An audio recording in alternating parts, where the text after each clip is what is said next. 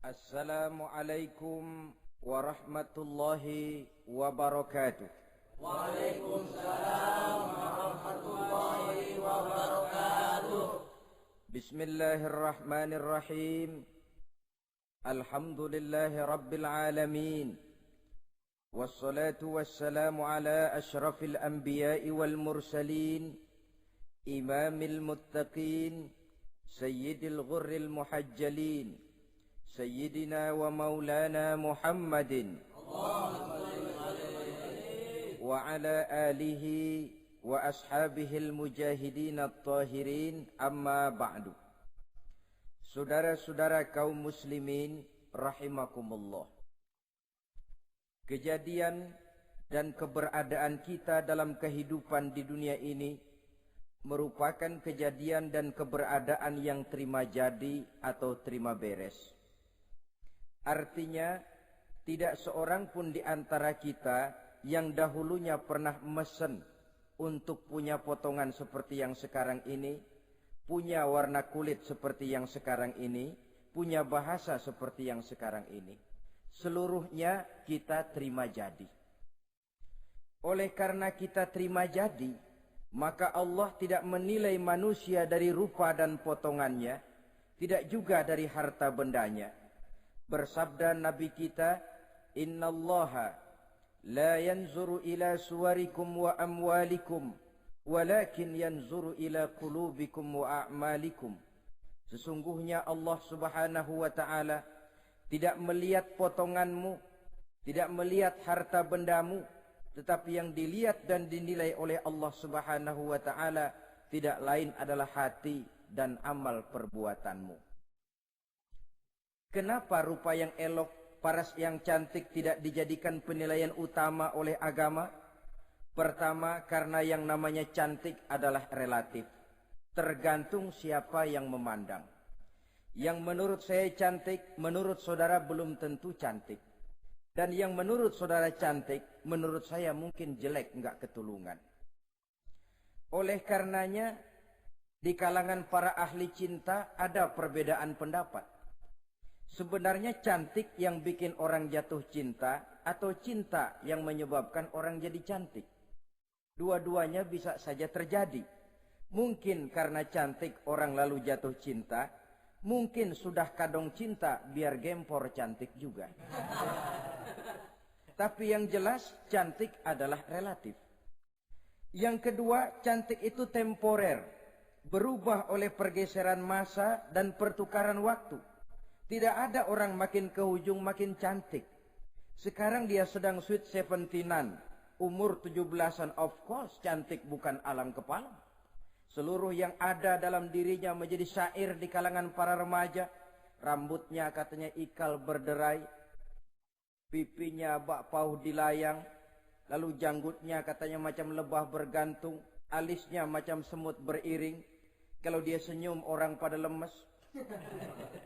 Itu sekarang 2, 30, 40 tahun yang akan datang, kalau dia senyum mungkin orang lari semua. Cantik itu temporer. Dan yang ketiga, di atas langit masih ada langit lagi. Di atas yang kita anggap cantik, rupanya masih ada yang lebih cantik lagi. Oleh karena itu, penilaian inti dari agama bukan soal potongan, bukan soal harta benda, tapi hati dan amal perbuatan.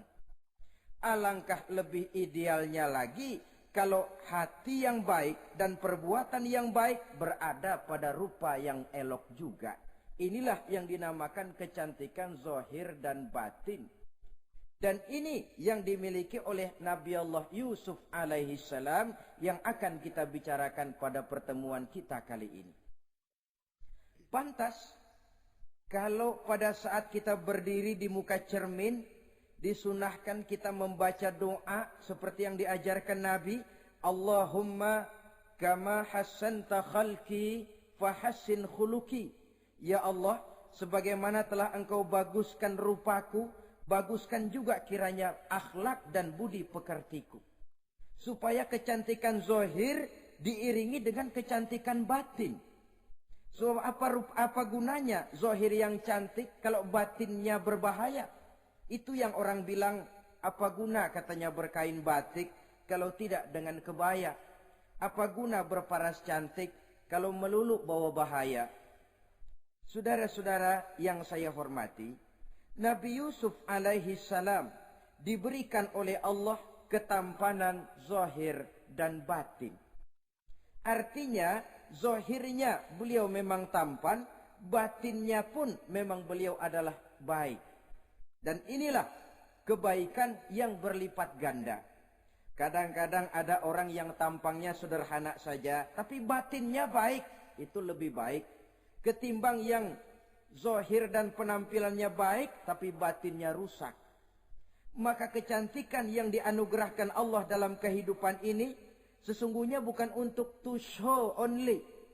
Bukan cuma untuk sekedar dipamerkan, jadi kebanggaan. Macam kontes ratu-ratuan yang manfaatnya hampir tidak ada. Kecantikan untuk disyukuri. Kecantikan untuk digunakan kepada hal-hal yang bermanfaat sesuai dengan perintah dari yang memberikan kecantikan itu.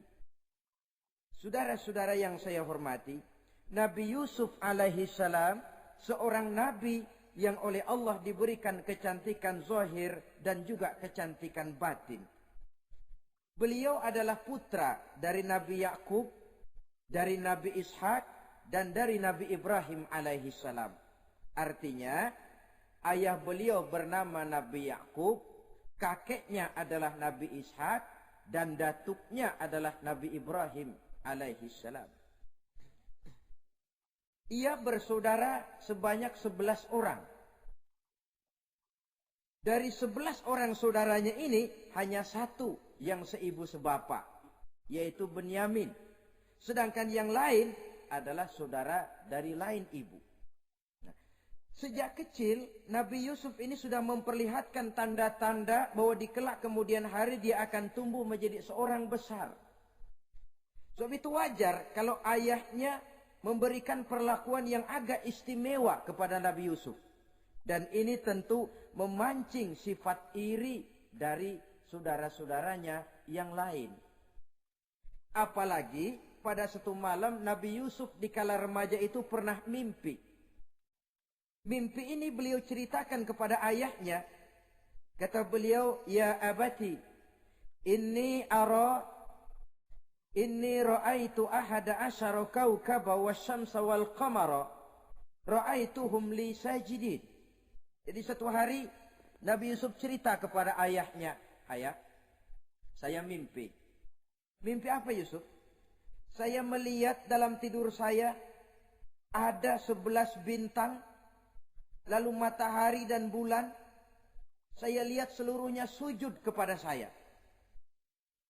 Ayahnya mendengar mimpi ini, mengerti takwil. Lalu pesan kepada Nabi Yusuf, "Yusuf, mimpi ini jangan kau ceritakan kepada saudara-saudaramu. Mereka sudah punya pandangan yang tidak baik kepada dirimu. Kalau ini kau ceritakan, mungkin akan membahayakan bagi dirimu."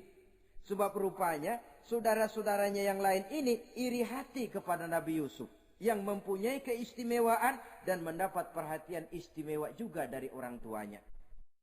Saudara, kita tahu ini sesuatu yang wajar dalam kehidupan. Pepatah bilang, likulli zi ni'matin mahsudun. Tiap kali kita mendapat suatu nikmat, bakal ada orang yang hasud, iri hati, dengki. Itu watak kehidupan. Kalau kita jatuh miskin, orang tepuk tangan.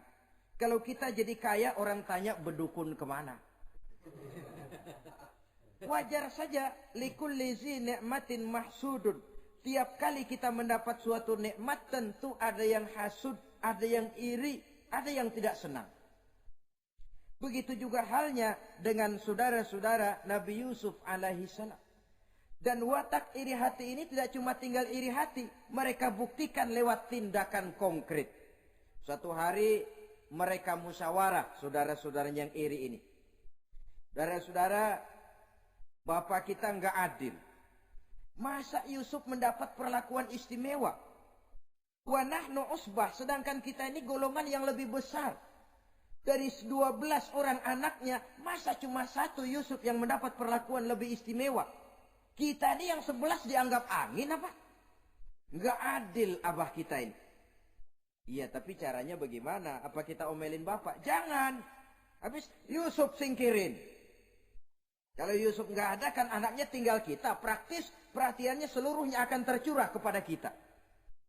Nah, saya ingatkan bahwa hasud sering mendorong orang untuk melakukan segala macam cara.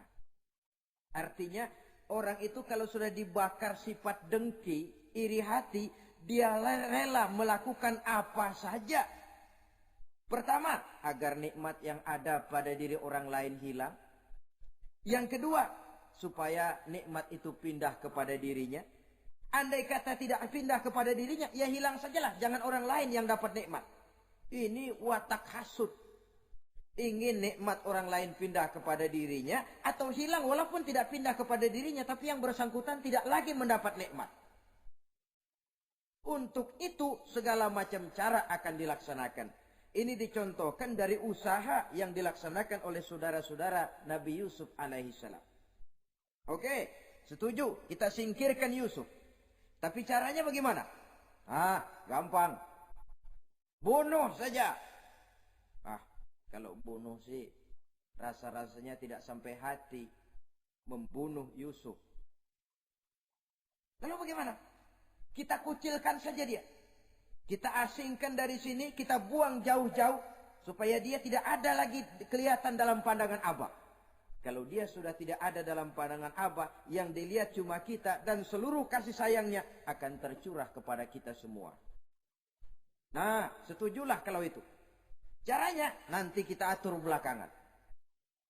Jadi satu hari permisilah saudara-saudaranya ini kepada Nabi Yakub. Abah, kami permisi mau pergi main-main dan Yusuf akan kami ajak. Kata Nabi Yakub, saya khawatir. Nabi Yakub sudah melihat gelagat yang tidak baik. Sudah ada semacam firasat. Saya khawatir kalau Yusuf kau bawa, nanti dia akan kena celaka atau dimakan oleh serigala, sedangkan kamu nanti akan lalai. Kata anak-anak yang lain, percaya dah Pak, saya akan jaga. Saya kan saudaranya, masa tega membiarkan Yusuf celaka atau dimakan serigala. Pokoknya aman, sip dah.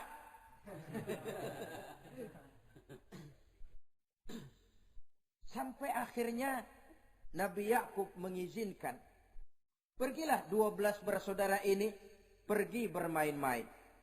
Mula-mula berkejar-kejaran, Yusuf ikut main kejar-kejaran. Lantas buka baju, Yusuf ikut buka baju. Sampai ketika tiba di tepian sebuah sumur tua, rencana yang sudah disepakati itu dilaksanakan. Nabi Yusuf diangkat beramai-ramai, digotong lalu dimasukkan, diceburkan ke dalam sumur mati itu.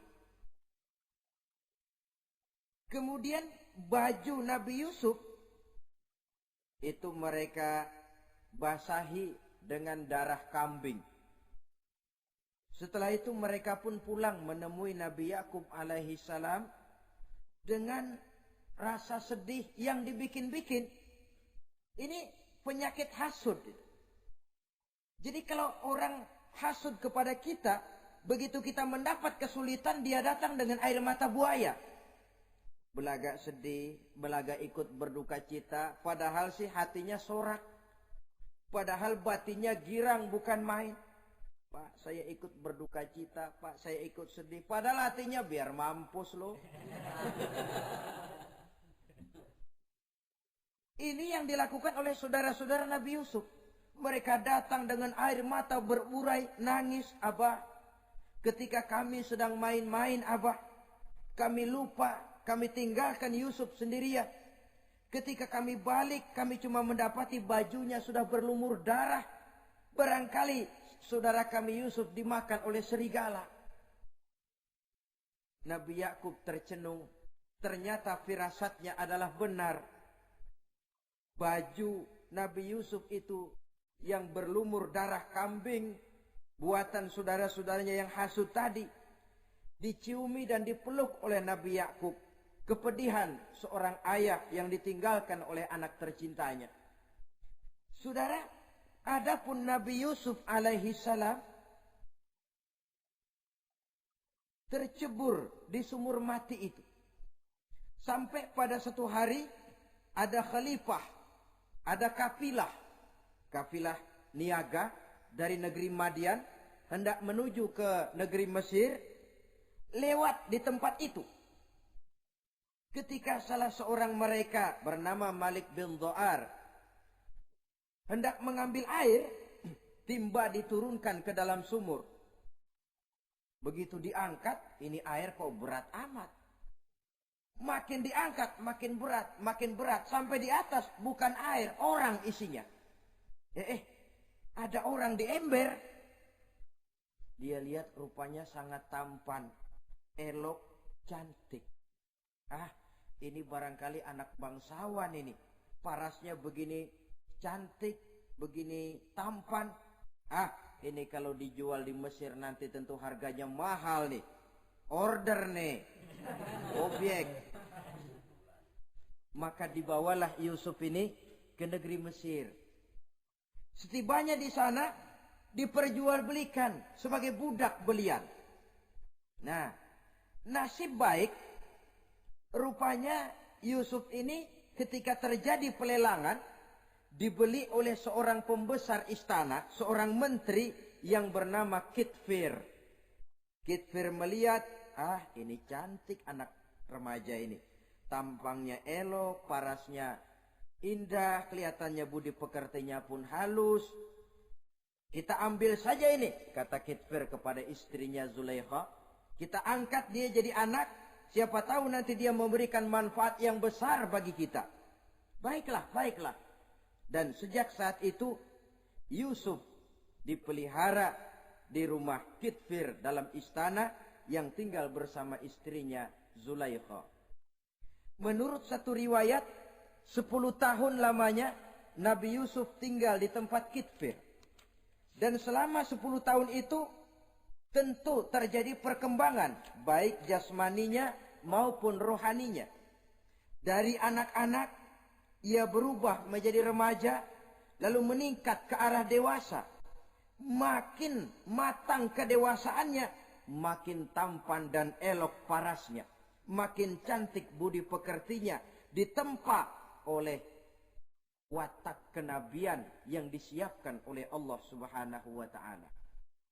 Sehingga tidak heran, ketampanan Nabi Yusuf ini lalu jadi buah bibir di kalangan istana. Tidak cuma anak perempuan bangsawan, tidak cuma istri para penguasa, sampai kepada kelompok orang awam selalu berandai-andai. Kalau saja, andai kata, umpama saya bisa berdampingan dengan Yusuf, kalau saja. Kata-kata kalau saja ini keluar dari perempuan-perempuan yang melihat Yusuf alaihissalam. Dan yang unik, kecantikan Nabi Yusuf itu, kalau dia berdampingan dengan orang yang jelek, si jelek ini ikut sedikit cantik. Biasanya kan kalau ada orang ganteng duduk berdampingan sama orang jelek, yang ganteng makin kelihatan kegantengannya, yang jelek makin demek. Itu biasanya. Tapi kecantikan Nabi Yusuf ini tidak mengangkat orang lain. Nah, rupanya yang tertarik kepada ketampanan Nabi Yusuf ini tidak cuma perempuan-perempuan lain, juga termasuk Siti Zulaikha, istri daripada Kitfir, yang merupakan ibu angkatnya. Kalau pada mulanya Zulaikha merawat Nabi Yusuf sejak kecil dengan harapan nanti akan membawa manfaat, setelah dilihatnya makin lama makin tampan, makin lama makin cantik, makin lama makin rupawan, berubah rupanya rasa kasih sayang seorang ibu menjadi kasih sayang seorang perempuan kepada laki-laki. Dia merindukan saat-saat di mana dia bisa mencurahkan rasa hatinya itu kepada Nabi Yusuf alaihi salam. Hampir-hampir nyaris Zulaikha ini, kalau istilah anak muda barangkali, siang jadi kenangan, malam jadi impian. Kemanapun dia pergi, bayangan Yusuf juga yang selalu menggodanya. Selalu ditunggunya saat-saat yang mungkin untuk dia bisa menyampaikan hasrat hatinya kepada Nabi Yusuf alaihi salam. Dan saat itu pun datang. Satu hari Kitfir harus menghadiri persidangan negara. Rumah besarnya lenggang, para pembantu kebetulan tidak seorang pun ada di dalam. Inilah saat yang ditunggu-tunggu oleh Zulaikha. Keluarlah ia dari kamarnya dengan pakaian yang tipis sewarna dengan warna kulitnya, sehingga pakaian dalamnya nyaris tembus. Dengan langkah yang diatur sedemikian rupa, memancing rangsangan, ia datang menghampiri Yusuf alaihi salam. Lalu dengan suara lemas memelas, ia pun memanggil Yusuf. Ada apa tuanku? Sini yang. Kalau bahasa kita. Melihat mendengar suaranya yang lain dari hari-hari biasa. Apalagi melihat pakaian Zulaikha yang begitu tipis. Jantung Nabi Yusuf berdetak sangat cepat. Darah mengalir dengan cepat. Maklum, beliau juga manusia, laki-laki, normal terlepas dari kenabiannya. Jantungnya dak-dik-duk. Kemari Yusuf, sini. Ada apa tuanku? Sudah lama Yusuf. Lama apa tuanku? Saya memendam rindu kepadamu Yusuf. Siang malam engkau juga yang jadi tumpuan harapan saya. Kemanapun saya pergi seakan wajahmu juga yang saya lihat Yusuf. Tidur saya jadi tak nyenyak. Makan saya tak pernah membawa kekenyangan Yusuf. Tidur yang biasanya mendatangkan semangat seolah semuanya pergi meninggalkan saya Yusuf. Hembusan sepoi pagi mengusap bunga merekah dalam taman yang biasanya membawa keindahan. Semuanya telah berganti dengan keindahan wajahmu Yusuf. Sinilah sebentar, penuhi hasrat hati saya. Saya segan tuanku. Segan kenapa Yusuf? Saya tidak mau mengkhianati tuan saya yang telah berbuat baik kepada saya. Apakah saya juga tidak pernah berbuat baik kepadamu? Benar, tuan juga berbuat baik kepada saya. Tapi pantang saya mengkhianati majikan saya. Yusuf, sekarang kesempatan yang baik. Kitfir, suami saya, sedang menghadiri persidangan penting di negara, di istana, dan rasanya akan lama dia baru kembali. Sementara para pembantu kita tidak ada di sini. Saya malu tuanku, saya segan. Malu kepada siapa? Tidak ada yang tahu, tidak ada yang lihat. Allah.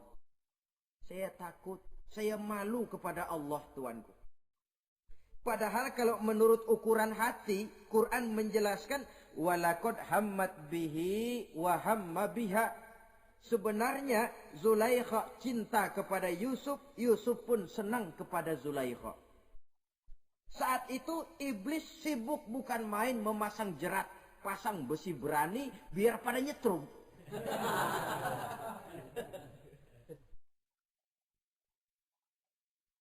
Zulaikha senang Yusuf. Yusuf sebenarnya pun secara manusiawi menyenangi Zulaikha. Walaula an ra'a burhana rabbih. Tapi Yusuf ketika itu melihat larangan Allah, peringatan Allah. Seolah-olah dia lihat Allah mengatakan, Yusuf, ini letter S. Dilarang parkir di sini. Menurut satu riwayat, Nabi Yusuf melihat ayahnya, Nabi Yakub, melambai-lambaikan tangan menyetop.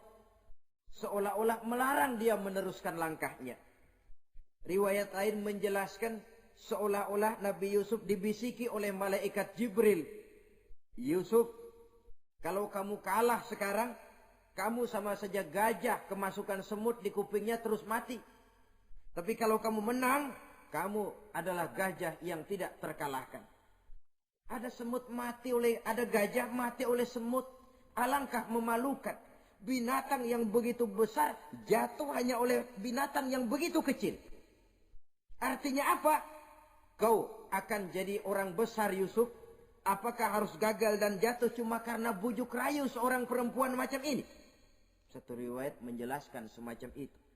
Sehingga mantap Yusuf, maaf tuanku, saya malu kepada manusia, saya malu kepada majikan, tapi saya lebih malu lagi kepada Allah. Saat ini majikan tidak tahu, orang seorang pun tidak ada yang lihat, tapi Allah pasti lihat. Itu yang saya malu. Ah Yusuf, jangan sok kalem Sob. Mumpung situasi mengizinkan, mubazir nih. Zulaikha pun berangkat pergi ke tempat pembaringan, ke tempat tidur. Lalu dengan pose yang merangsang, aduhai, melambai-lambaikan tangannya, hai talak, Yusuf sini, Yusuf kemari. Nabi Yusuf dipelihara oleh Allah. Ketika Nabi Yusuf tetap menampakkan keengganannya, Zulaikha jadi berang.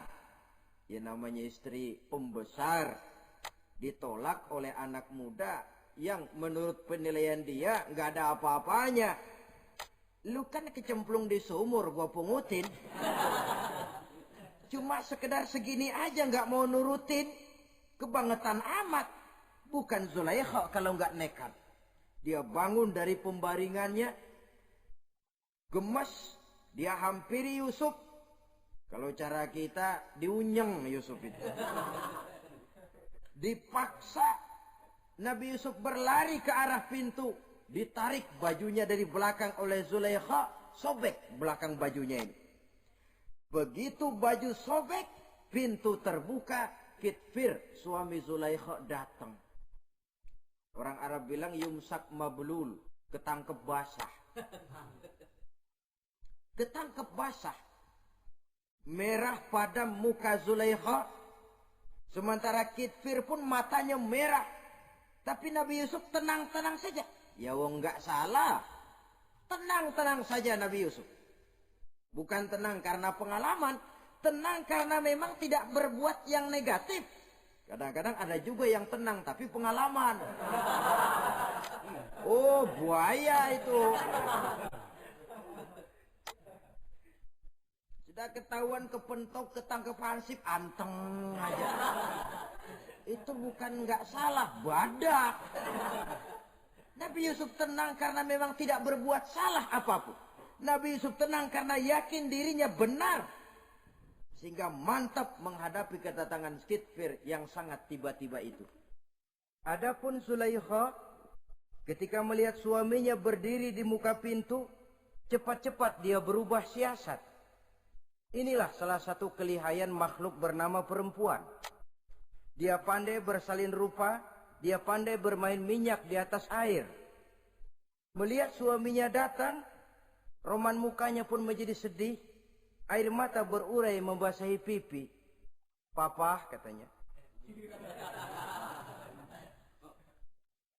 Apa balasan bagi orang yang mau menistakan istri papa? Maksudmu apa Zulaikha? Yusuf gile. Dia mencari kesempatan dalam kesempitan. Dia mau menodai kehormatan saya. Dia hendak memperkosa saya. Kata Nabi Yusuf, bukan saya, Tuan. Saya enggak. Yang benar Yusuf, enggak. Zulaikha yang memaksa saya.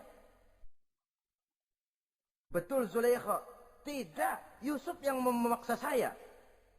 Sampai akhirnya salah seorang dari isi rumah itu memberikan jalan keluar. Tuan Kitfir, begini saja. Sulit memang untuk dilacak kebenarannya. Cuma periksa saja baju Yusuf. Kalau bajunya sobek di belakang, Yusuf benar. Zulaikha salah.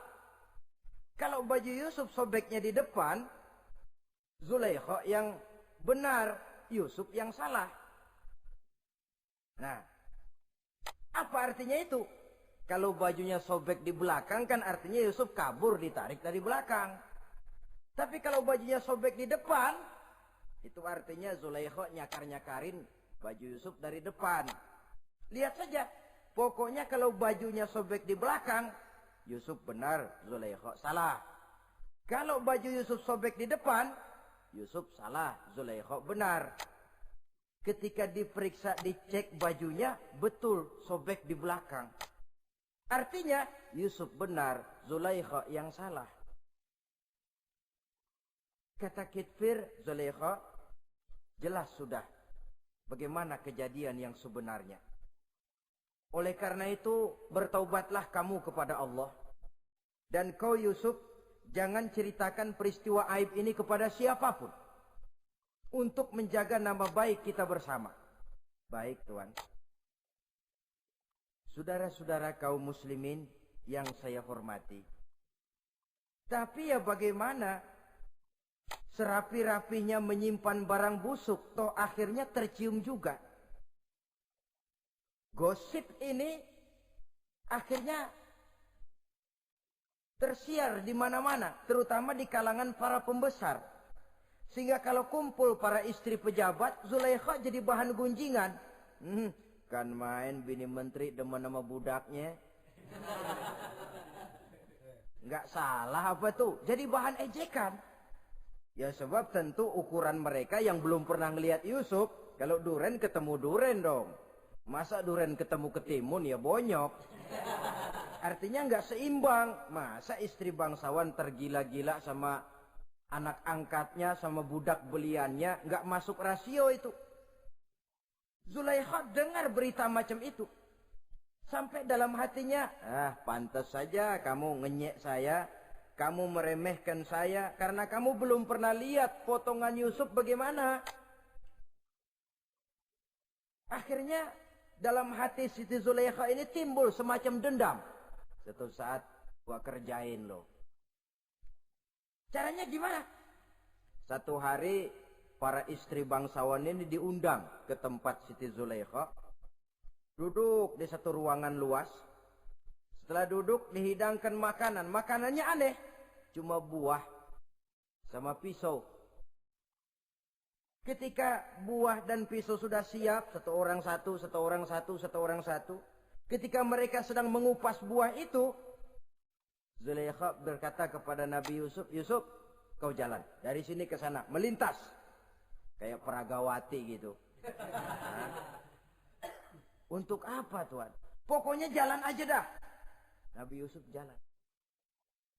Sejak beliau melangkah ke ruangan itu, semua mata perempuan-perempuan bangsawan yang lagi ngupas buah, semuanya tertuju kepada Yusuf.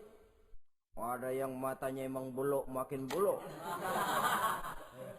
Ada yang ngeliatin campur mulutnya menganga. Apa kata mereka?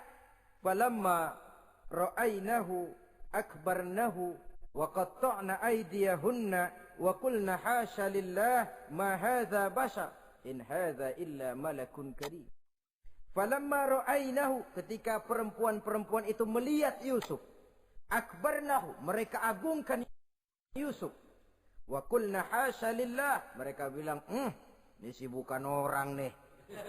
Ini malaikat nih. Bukan orang. Nah, orang segini cakepnya. Artinya belum pernah mereka lihat paras yang secantik dan setampan itu. Akibatnya apa?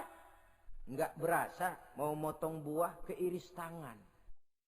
Rata-rata perempuan yang ada di situ tangannya pada luka.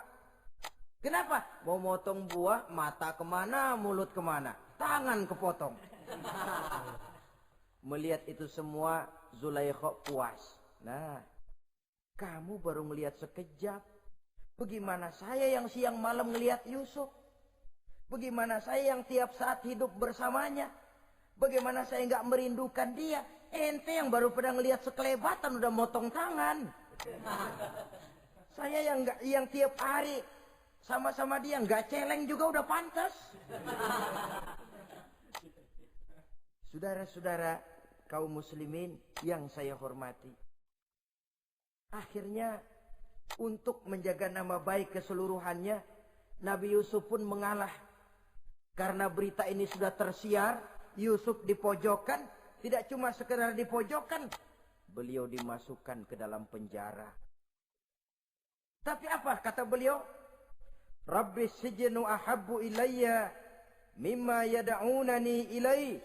Ya Allah, kalau memang karena resiko penolakan saya terhadap ajakan Zulaikha menyebabkan saya harus masuk penjara, penjara lebih saya sukai, penjara lebih saya cintai ketimbang ikut kemauan Zulaikha. Saudara-saudara, kadang-kadang kita berpikir, kalau kesempatan itu datang kepada kita, mampukah kita menjatuhkan pilihan seperti pilihan Nabi Yusuf ini? Lebih baik penjara ketimbang mengikuti bujuk rayu perempuan untuk melakukan perbuatan yang menyeleweng ini. Ini yang dipilih oleh Nabi Yusuf. Tegar. Kalau memang sebagai resikonya saya harus masuk penjara, penjara lebih saya cintai, penjara lebih saya suka daripada mengikuti bujukan Zulaikha. Teguh karena suatu prinsip. Bukankah dalam perjuangan menegakkan akidah, kadang kita mendapat piala, tapi tak jarang kita berhadapan dengan penjara. Kadang kita disanjung, kadang kita dicaci. Itu romantika perjalanan dari yang namanya perjuangan. Tapi pilihan harus ada. Ketimbang ikut bujuk rayu perempuan yang mengajak melakukan perbuatan serong, penjara lebih saya cintai. Sudah pada saat hendak diajak tidak ada yang melihat, beliau menolak. Akibat penolakannya pun masuk penjara, tapi penjara lebih menyenangkan hatinya. Ketimbang hidup merdeka, tapi jiwa terpenjara. Inilah Nabi Yusuf barangkali. Biar badan masuk penjara, asal jiwa merdeka. Kita sekarang sebaliknya. Jiwa terpenjara tidak jadi soal, asal badan merdeka. Maka jiwa kita sering dijajah. Entah dijajah harta, entah dijajah pangkat dan jabatan, entah dijajah iblis. Jiwa kita yang terpenjara, sementara badan kita merdeka. Nabi Yusuf tidak. Biarlah badan di penjara, asal jiwa merdeka untuk menegakkan sesuatu yang hak. Saudara-saudara yang saya hormati, adapun di dalam penjara itu, Nabi Yusuf satu sel dengan 2 orang bekas pelayan istana yang dituduh menaruh racun ke dalam hidangan yang hendak disajikan kepada raja. Yang satu tukang ngatur minuman, yang satu tukang ngatur makanan untuk raja. Siapa yang naruh racun enggak jelas, tapi dua-duanya ditahan. Sampai satu malam, teman satu sel ini dua-duanya ngobrol kepada Nabi Yusuf. Yusuf, kami ini dipenjara karena dituduh menaruh racun ke dalam hidangan yang dihidangkan kepada baginda raja. Siapa yang salah, kami sendiri tidak tahu. Saya enggak ngerasa naruh racun, kata yang tukang ngatur minum. Saya juga enggak, kata yang tukang ngatur makan. Sampai satu malam, mimpi. Mimpi itu diceritakan kepada Nabi Yusuf. Kata yang tukang ngatur minuman, Yusuf, saya mimpi. Saya memeras anggur, lalu menghidangkannya kepada baginda raja. Apa arti mimpi saya? Kata yang tukang hidangin makanan, kalau saya Yusuf, saya ngimpi menjunjung roti di atas kepala saya, itu roti dipatokin burung. Apa arti mimpi saya? Saudara-saudara, Nabi Yusuf tersenyum. Adapun kamu yang mimpi memerah anggur, kamu akan keluar dari penjara bebas dan akan kerja lagi di istana. Adapun kamu yang mimpi menjunjung roti dipatokin burung, kamu akan dihukum mati, disalib, dan kepalamu akan dipatokin oleh burung. Ini tukang roti ngotot, bisa aja lu ah. Ya lempengan apes ramalannya. Ya bukan soal bisa nggak bisa, lihat aja kenyataannya. Cuma kepada kamu yang tukang ngatur minuman, saya pesan, kalau nanti kamu bebas kembali di istana raja, tolong ceritakan ihwal saya kepada baginda raja ini. Saya mendekam di penjara ini tanpa berbuat salah apapun. Baik, insya Allah Yusuf. Dan ketika persidangan memutuskan seperti tepat yang diramalkan Nabi Yusuf, Si tukang menghidangkan makanan dihukum mati, si tukang menghidangkan minuman kembali kerja di istana. Tapi begitu kerja, dia lupa sama pesan Nabi Yusuf. Itu biasanya watak orang memang begitu. Kalau dalam keadaan kepepet, macam-macam janjinya. Begitu keadaannya longgar, lupa sama janjinya. Sehingga ada pepatah katanya, nolongin anjing kejepit. Waktu kejepit, kaing-kaing minta ditolongin. Begitu darah ditolongin, yang nolongin bisa digigit. Saudara hadirin yang saya hormati, sampai bertahun-tahun Nabi Yusuf mendekam dalam penjara. Tapi itulah yang menambah kedewasaannya. Maka orang beriman ya, yang mantap nilai imannya, tempat tidak jadi soal. Kadang-kadang dia merasakan penjara lebih indah dari alam terbuka. Banyak orang-orang beriman yang justru di penjara menghasilkan karya-karya besar. Kita tahu misalnya almarhum Hamka justru di penjara bisa menyelesaikan tafsir Al-Azharnya. Salah satu karya besar pujangga terkemuka ini. Macam Hasan Al-Banna, Abdul Qadir Auda, dan banyak lagi tokoh-tokoh Ikhwanul Muslimin. Merasakan justru penjara itu bagaikan sorga. Kenapa? Mereka yakin di penjara untuk sesuatu yang benar. Maka tempat tidak pernah jadi masalah. Kalau jiwa merdeka, puluhan tahun mendekam di penjara, tidak akan merupakan satu rasa yang lama. Kenapa? Jiwa tidak bisa dibatasi oleh ruangan 2 kali 3 meter. Jiwa yang merdeka tidak bisa dibatasi dengan teralis besi. Jiwa yang merdeka tidak bisa dibatasi dengan dinding tembok yang tebal. Jiwa yang merdeka mengembara, melanglang buana, mencari idealisme yang ada dalam dirinya. Itu yang dirasakan oleh Nabi Yusuf alaihi salam. Untungnya satu malam raja ngimpi. Untungnya ini.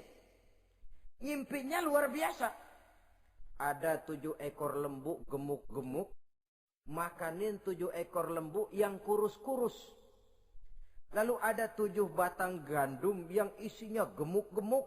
Ada 7 batang gandum yang sudah layu-layu. Nah, pagi-pagi ini seluruh dukun-dukun istana dikumpulin. Para ahli nujum apel menghadap baginda raja. Nujum, dukun, ada apa Tuan Raja? Tadi malam saya ngimpi. Ada 7 ekor lembu gemuk-gemuk memakan 7 ekor lembu yang kurus-kurus. Coba takwilkan apa arti mimpi saya itu. Dukun kata, baru tumben nih. Ku dengar mimpi begini. Kata Nujum ditanya Nujum godek. Ah, Tuan Raja itu mah kembang tidur aja kali ah. Tidak seorang pun yang mampu mentakwilkan arti mimpi baginda.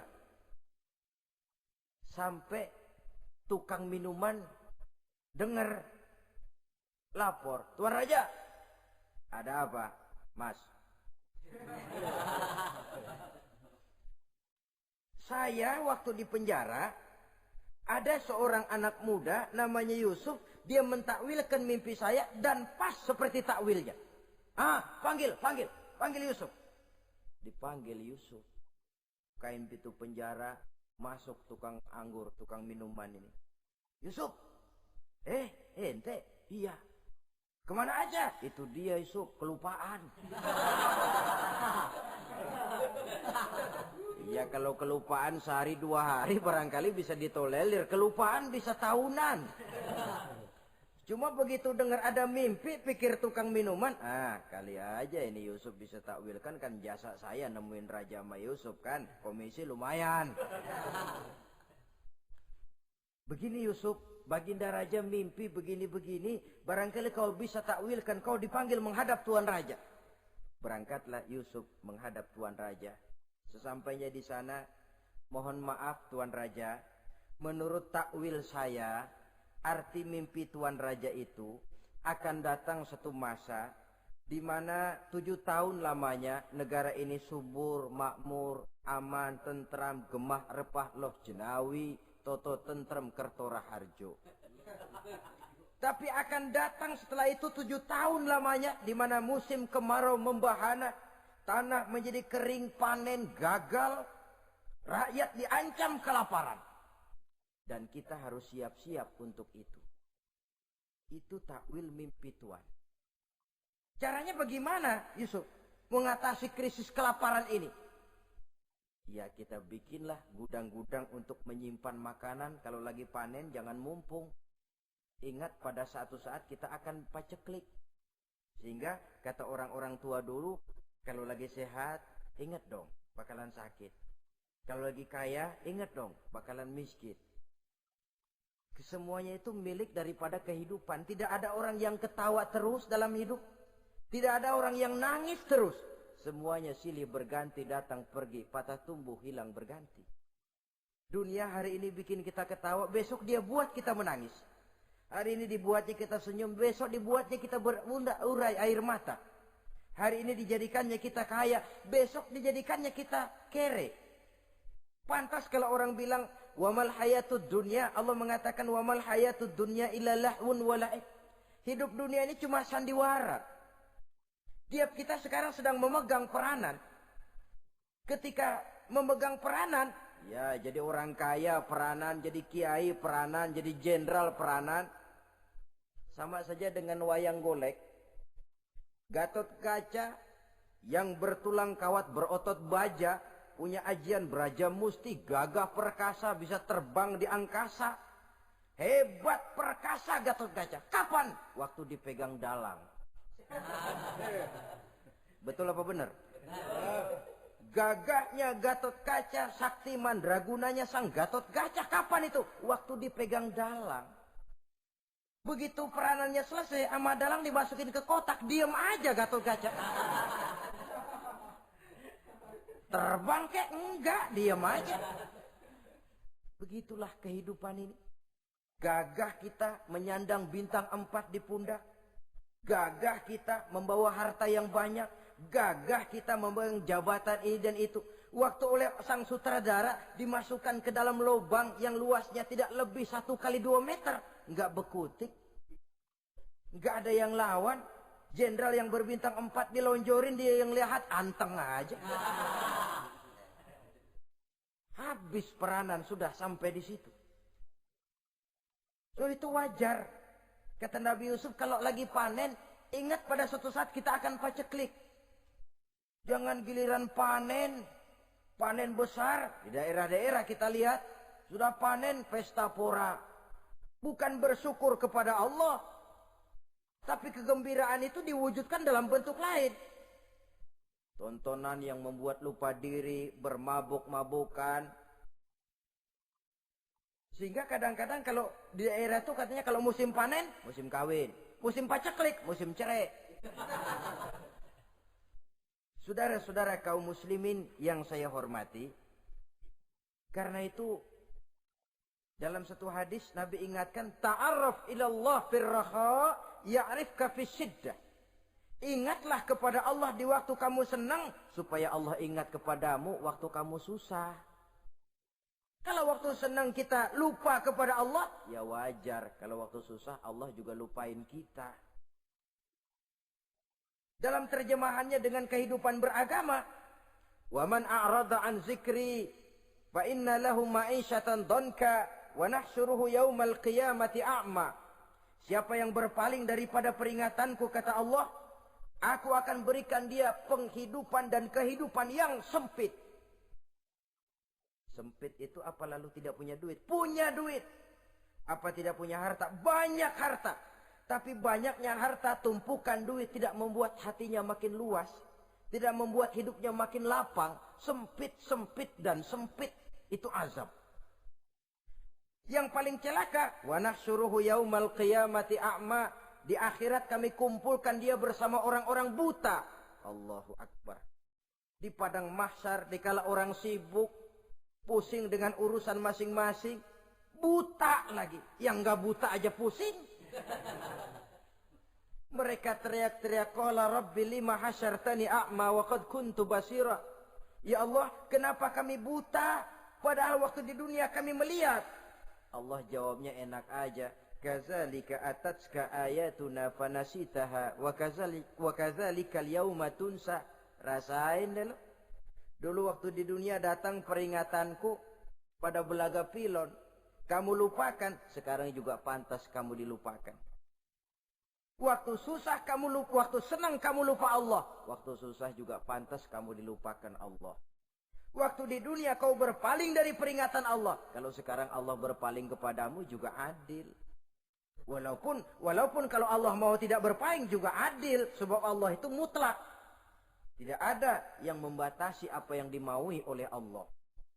Saudara-saudara kaum muslimin, itu pesan Nabi Yusuf. Bikin gudang yang besar, simpan bahan makanan untuk persediaan musim kemarau. Kalau begitu sekalian aja deh Yusuf. Sekalian bagaimana Tuan Raja? Kau saya angkat jadi menteri urusan makanan dan urusan kemakmuran. Tuan Raja, apa enggak terburu-buru? Kau bisa mentakwilkan mimpi saya, bahkan kau bisa mencari jalan keluar. Ini sudah sesuatu yang menguntungkan Yusuf. Mencari jalan keluar ini pemikiran yang menteri saya belum bisa berpikir kayak kamu. Sudah, kau pegang jabatan ini. Nabi Yusuf tidak minta diberi